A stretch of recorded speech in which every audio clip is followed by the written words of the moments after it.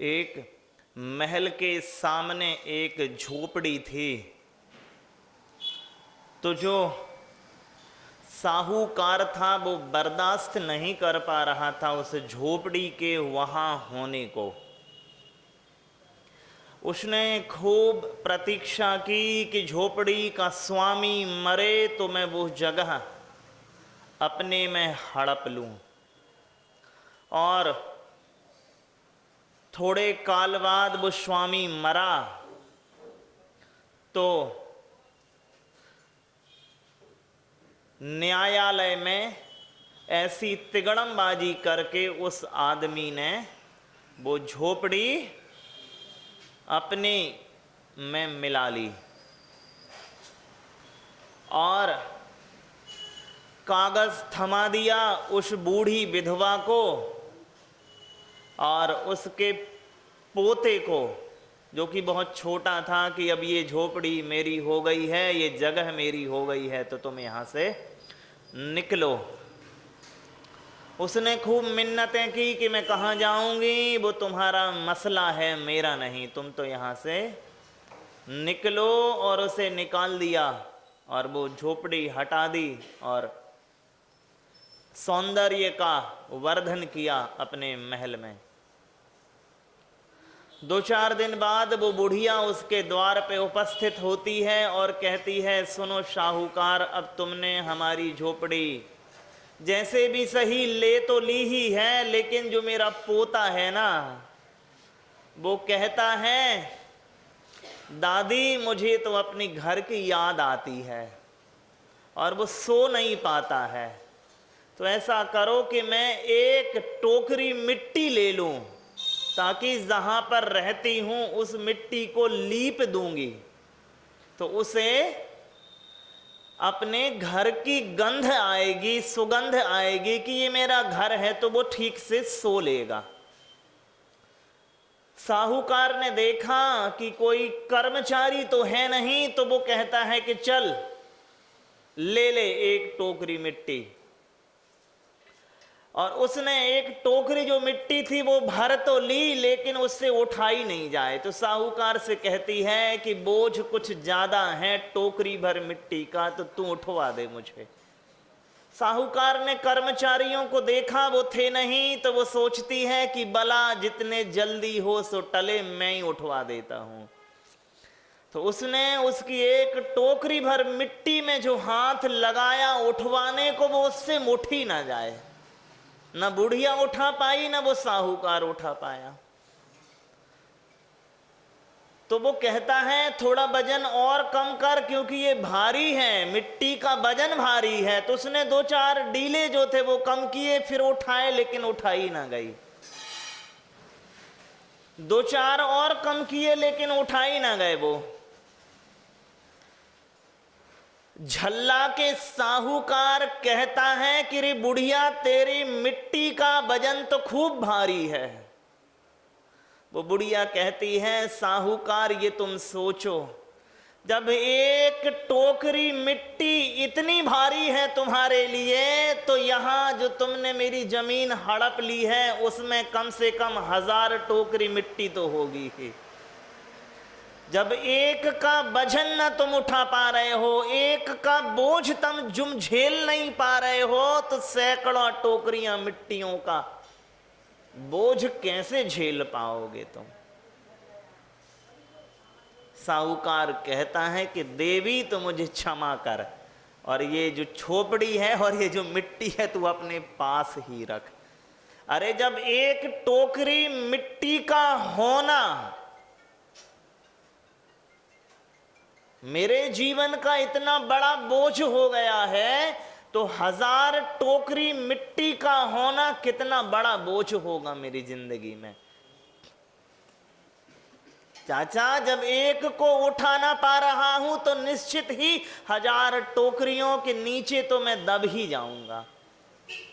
और मैं नहीं चाहता कि मैं इतना ज्यादा बोझ लेके मरूं। इसलिए ये बुढ़िया, तू अपनी और मैं आपको बता दूं, ये जो कहानी है इसे हिंदी की सबसे पहली कहानी माना जाता है माधवराव सप्रे की, एक टोकरी मिट्टी। कोई इसे कहानी मानते हैं हिंदी की पहली, और कोई इसे हिंदी की पहली लघु कथा मानते हैं। तो शर्त सूत्र के रूप में ये थी कि सत द्रव्य लक्षणम, होना द्रव्य का लक्षण है। अब वो वहां रहेगा, वो मिट्टी जैसे वहां रहेगी। कौन अधीनता स्वीकार करे और कौन आधीनता दर्शावे अपनी। पर्याय चाचा, कोई सा भी गुण स्थान लगा दो रात में मेरे लिए, और रात में ये मुझे रोज अलग अलग पर्यायों में पटकते रहते हैं 24 ठाणा के माध्यम से। गुणस्थान, मार्गणा, गति, स्थावर, त्रश, इंद्रियां, भाव, लेश्या, संयम, असंयम, कसाय, प्राप्तियां, अप्राप्तियां, प्राण, आश्रव, योग इत्यादि जो भी आप मेरे ऊपर पे अलग अलग ढंग से जो आप लागू करते रहते हो, लागू इसलिए कर पाते हो आप क्योंकि वहां पर मेरा होना बनता है। मैं ना होऊंगा तो लागू कैसे कर पाएंगे ये? मैं हूं, द्रव्य का लक्षण जो होना है, तो हूं मूल में शर्त ये है, उसके बाद ये लगाते रहें तुम ये हो भैया जी, तुम वो हो, ये हो वो हो, यहां हो वहां हो, ऐसे हो वैसे हो, ये बाद की शर्त है मां। संयमी हो असंयमी हो, उच्च हो नीच हो, शुभ हो अशुभ हो, आश्रवी हो निराश्रवी हो, बंधक हो अबंधक हो, ये होने के बाद की दूसरी शर्तें हैं। लेकिन द्रव्य की पहली शर्त क्या है कि मैं हूं। तो मां, हम सभी लोग स्त्री हूं पुरुष हूं इन पर श्रद्धान करते हैं, अमीर हूं गरीब हूं इन पर श्रद्धान करते हैं, सुंदर हूं असुंदर हूं इन पर श्रद्धान करते हैं, ज्ञानी हूं अज्ञानी हूं इन पर श्रद्धान करते हैं, लेकिन हूं इस पर श्रद्धान नहीं करते। जो निरुपाधि है उस पर श्रद्धान नहीं करते, उपाधि पे तो खूब श्रद्धान करते हैं।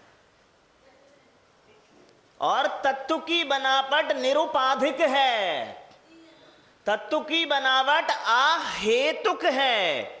अमीर गरीब तो हेतु है ना मां, क्योंकि धन के हेतु से आप अमीर और धन के अभाव के हेतु से आप गरीब हो गए। चाचा एक बात बताएं मुझे, जो लंगड़ा है और जो अंधा है, मान लो 5 आदमी हैं, एक लंगड़ा एक लूला एक अंधा एक बहरा एक काना एक विकलांग, आप उनसे पूछो कि भैया तुम अपने होने में कुछ कमी महसूस करते हो? वो नहीं नहीं, होने में तो मैं हूं तो पर्याप्त, हाँ, लेकिन शरीर में विकलांगता की कमी तो, अंग की विकलता की कमी तो महसूस करता हूं, लेकिन शरीर में होने में कोई कमी महसूस नहीं करता। समझ रहे ना मां? होने में मैं जितने मात्रा में तुम हो उतनी मात्रा में मैं भी अपना होनापन महसूस करता हूं, लेकिन जो विकलांगता शरीर के आश्रित तो महसूस होती है, लेकिन स्व के आश्रित मृत्यु भर भी कोई कमी महसूस नहीं होती मुझ में। तो जो स्व के आश्रित जो पूर्णता महसूस होती है वही है सतपना, वही है मेरा होनापन। कैसा होनापन पे श्रद्धा द्वितीय चरण की बात है, पहले चरण की बात है हूं, है ना। जैसे ही, और यही है सम्यक दर्शन का मूल, होने का बोध होना। मिथ्या दर्शन कहां से होते हैं चाचा? कैसे होने का बोध होना। कैसे मां, जब मैं कहूंगा मैं हूं, तो होनापन तो एक ही ढंग से होता है,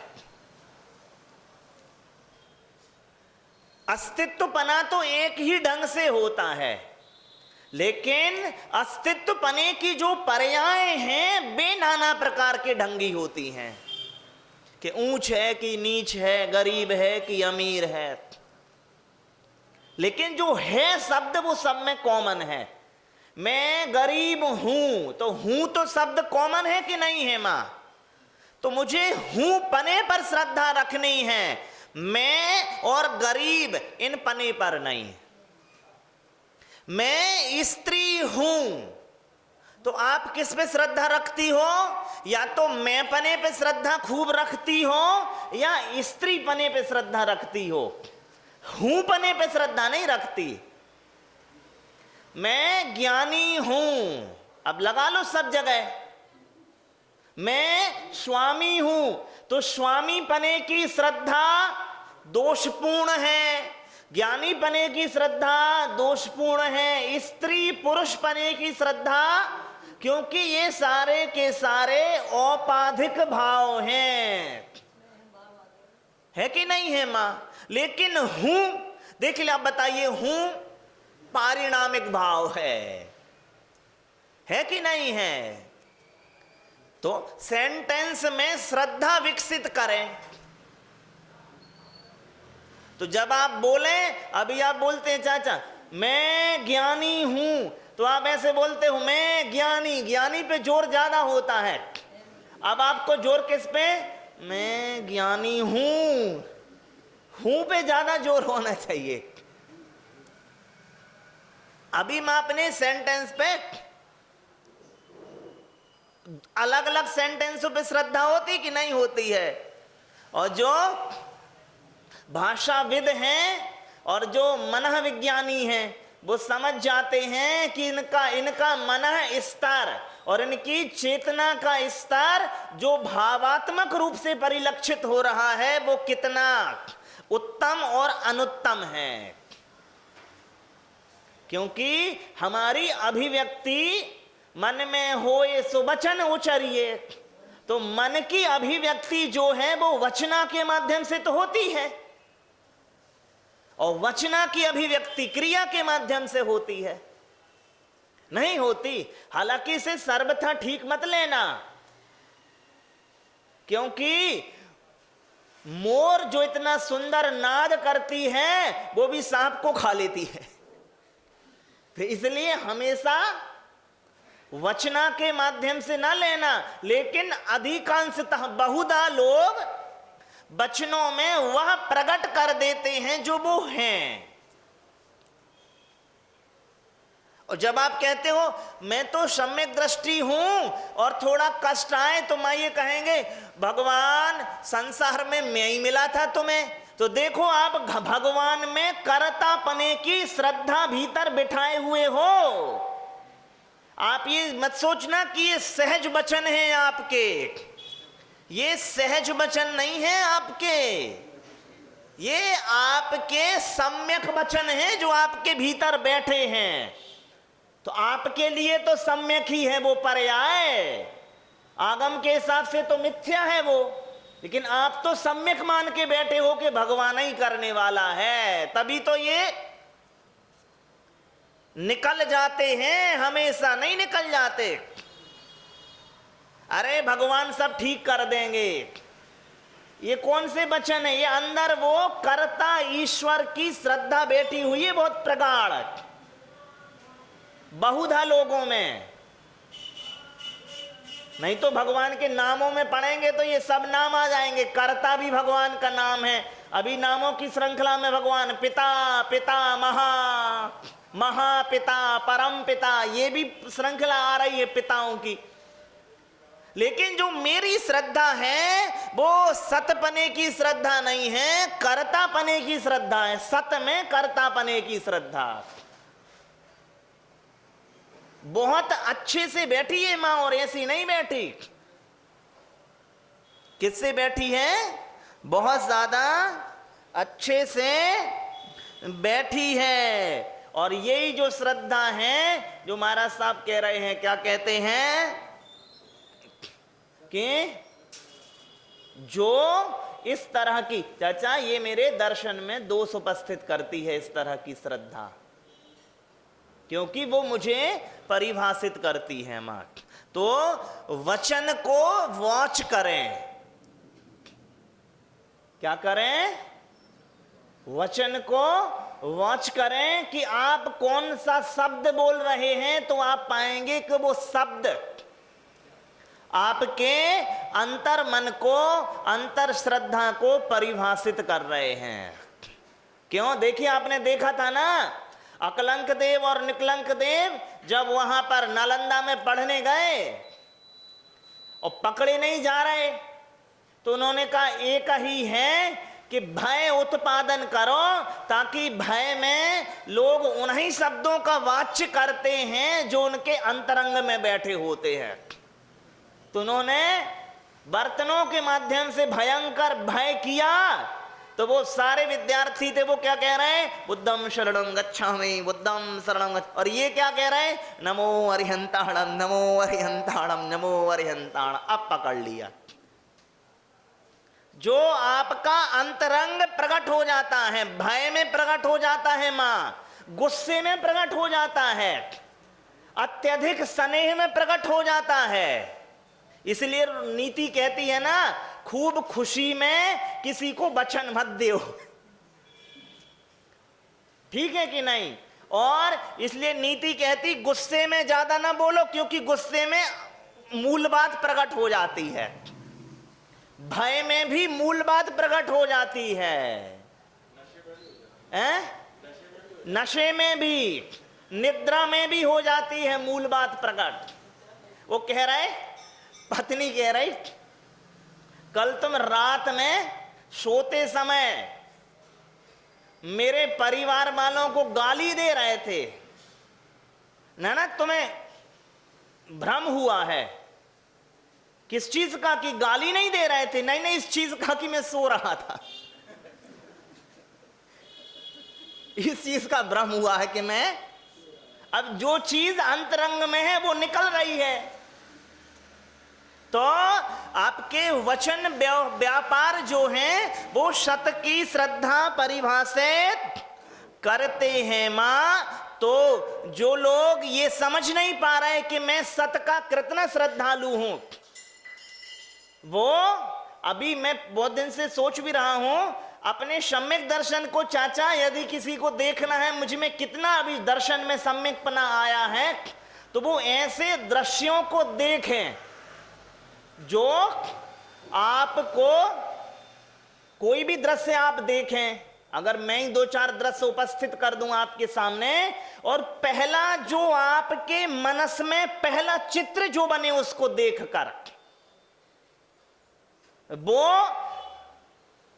पॉजिटिव है, नेगेटिव है, किसका है किसका नहीं है, वो जो पहला चित्र बने, समझ जाइए कि अभी दर्शन वैसा ही है मेरा।